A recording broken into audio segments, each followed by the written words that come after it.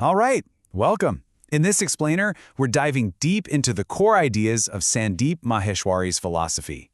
It's really a powerful way of looking at things, a framework to help you move from a life that's maybe stuck in fear and inaction to one that's all about freedom and purpose. So let's just jump right in with a question that I think hits home for a lot of us. Have you ever been right on the edge of making a big move, but you just think about it and analyze it and then reanalyze it until you end up doing, well, absolutely nothing? This is exactly what Maheshwari calls the paralysis of analysis. It's this mental trap where just thinking too much completely freezes you in place. And that right there, that's the result of being frozen. See, the biggest reason people fail isn't because they tried something and it didn't work out. Nope. It's because they failed to even take that first step. This quote just perfectly captures that invisible wall of inaction that keeps so many of us from even finding out what we're capable of. So here's the thing that's so crucial to get. This barrier, it's not something out there in the world. It's not about not having enough money or the right connections. It's a trap that we build for ourselves, right inside our own minds. You know, there's this incredible story that shows you exactly how this trap works. When an elephant is just a baby, it's tied up with a small rope that it just isn't strong enough to break. It tries and it tries, but nothing happens. So eventually, it just stops trying. Now fast forward to when it's a huge, powerful, full-grown elephant. That same little rope is enough to hold it. Not because the rope is strong, but because the elephant's mind is trapped by this old belief that breaking free is impossible.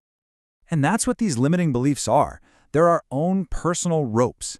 These are ideas we probably picked up when we were kids, I'm not smart enough for that. Or people like me don't get to do things like that. And we just carry them into adulthood without ever questioning them. These beliefs make our mind, our internal world, like a patch of infertile ground where the seeds of success just have no chance to grow. Okay, so if our mind is this infertile land, how do we fix it? How do we finally break that rope and start growing something amazing? Well, that's what we're getting into next.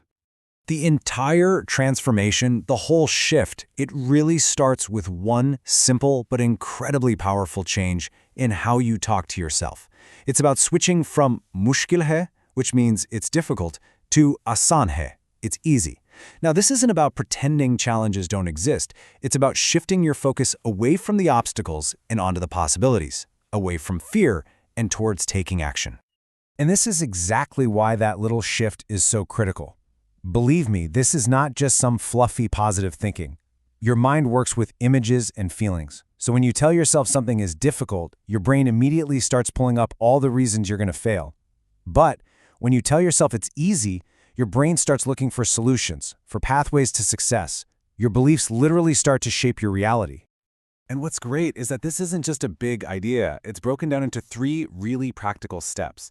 First, you got to fertilize the land, right? You do that by just repeating aasan hai over and over, challenging those old negative voices.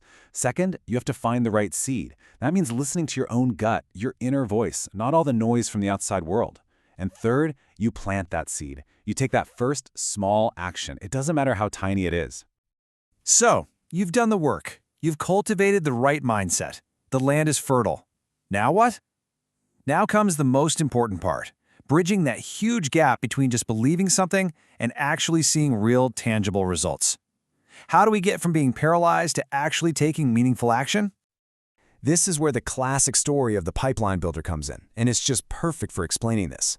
Imagine 2 guys are hired to get water to a village. The first one grabs some buckets and immediately starts hauling water back and forth, earning money from day one. The second guy, though, he kind of disappears for months, working on a totally different plan. And just look at how this plays out. The bucket carrier is getting paid right away, sure, but his whole income depends on him physically carrying those buckets. The second the pipeline is finished, on day 91, the bucket carrier's job is completely obsolete.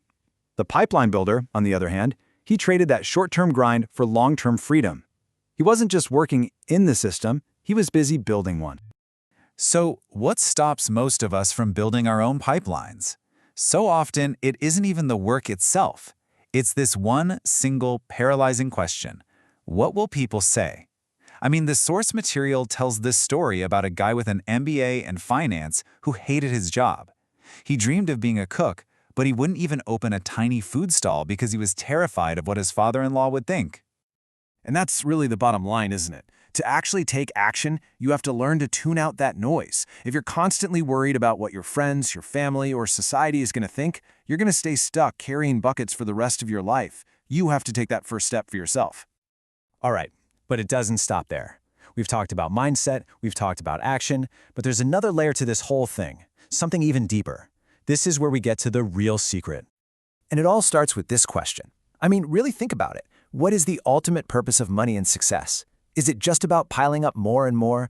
Maheshwari has this great analogy. He says it's like filling up a car with so much fuel that there's no room for anyone to even sit inside, and then the car never even goes anywhere. Is that the goal, or is there something more? And this is what he calls the real secret, the law of sharing. It's a beautifully simple idea.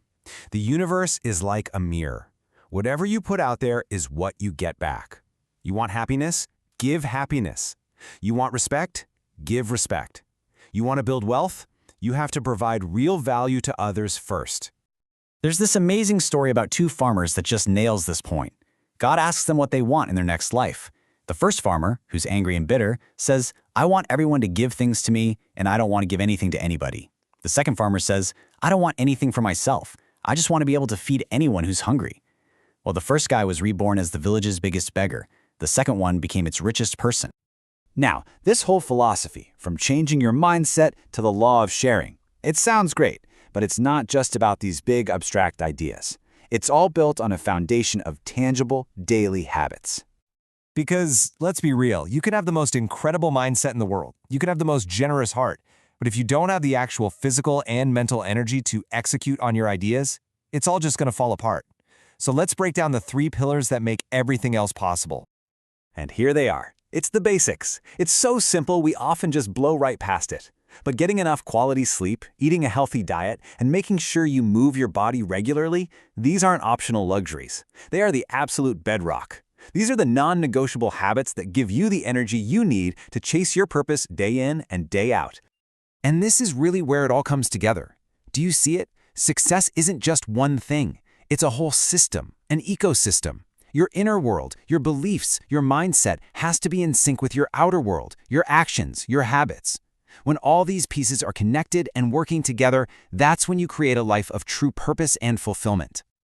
So we're going to leave you with one final question to think about. The philosophy suggests that if you follow this path, a day will come when you have much more than you actually need. And on that day, the most important question won't be what more can I get? It's going to be what can I give? And that is a powerful call to action.